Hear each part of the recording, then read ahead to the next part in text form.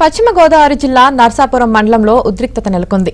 ఎర్రంశెట్టివారి పాలెంలో ONGC pipeline పనులను గ్రామస్తులు అడ్డుకోవడంతో వివాదం ఏర్పడింది. ఈ వివాదం తీవ్ర రూపం దాల్చి ఉద్రిక్తతను దారితీసింది. ఇప్పటికే 10 మందిని పోలీసులు అదుపులోకి తీసుకుని నర్సాపురం సబ్ కలెక్టర్ ఆఫీసుకు తరలించారు.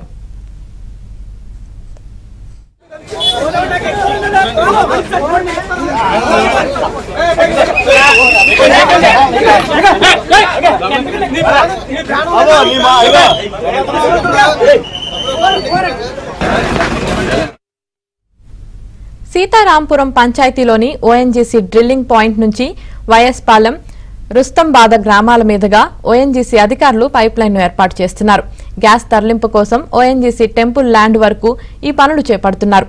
పనులను ఎర్రంశెట్టివారి పాలెం గ్రామస్తులు అడ్డుకోవడంతో అక్కడ హైటెన్షన్ నెలకొంది.